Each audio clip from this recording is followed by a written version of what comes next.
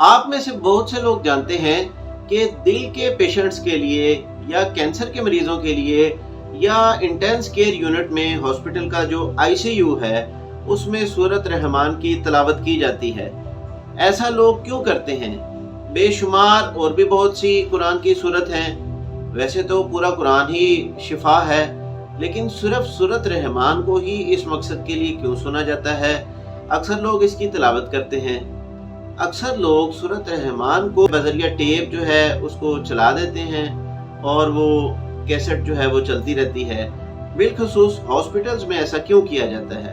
अल्लाह पाक ने सूरत रहमान में ऐसा रिदम रखा है, इसके अल्फाज को इस तरह चुन चुन कर अल्लाह रब्बुल इज़्ज़त ने जोड़ा है जिस तरह कोई बहुत आला दर्जे की शायरी की गई हो।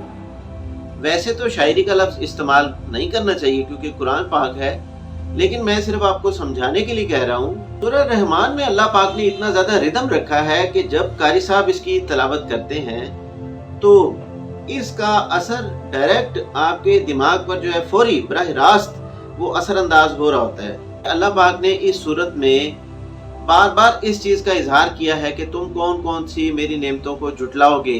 इस बात की रेपिटेशन से और कारी साहब की तिलावत से एक ऐसा रिदम बनता है जिससे जो वाइब्रेशन जो पैदा होती हैं वो फौरन आपके दिमाग पर बराह रास्त असर करती हैं। इस सूरत की रेपिटेशन से जो वाइब्रेशन पैदा होती है उससे निकलने वाली फ्रीक्वेंसी फौरन आपके दिमाग पर असरअंदाज होती है और आपको एक तकवीयत बख्शती है। इंसानी ज़हन में अल्लाह पाक ने ये कुव्वतें रखी हैं कि अगर आप बड़ी शिद्दत से ये सोचेंगे कि मुझे तेज़ बुखार हो रहा है तो कुछ ही देर में आपके बॉडी का टेम्परेचर बढ़ जाएगा और आपको बुखार की कैफियत महसूस होने लगेगी।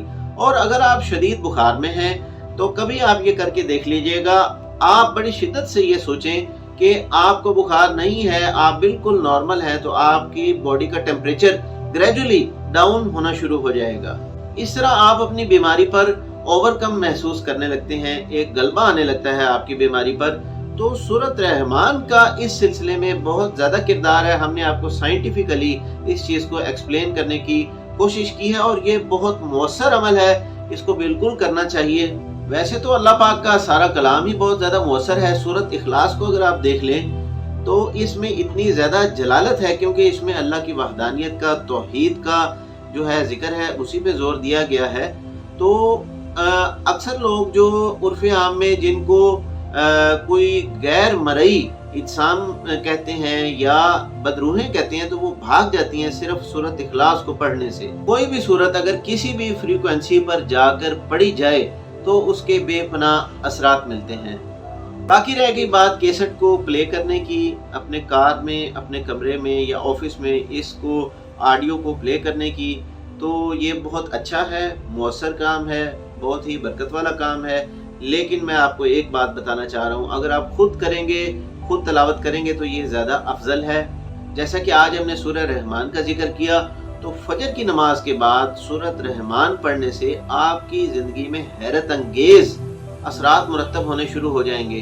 अगर अल्लाह पाक ने आपको हिम्मत दी है तो मैं रिकमेंड करता हूँ तहज्जुद की नमाज के बाद आप इसको पढ़ें और बेपनाह असरात आप बज़ाहिर महसूस करेंगे। अगर आप अपने कमरे में इसकी तिलावत इतनी आवाज़ में कर लेते हैं कि कमरे में आवाज़ आने लगे और आप इस चीज़ पर गौर करते रहें, आप इस चीज़ को एनालाइज करते रहें कि आप क्या पढ़ रहे हैं, बहुत गैर मामूली और खुशगवार असरात आप उसी वक्त महसूस करते हैं।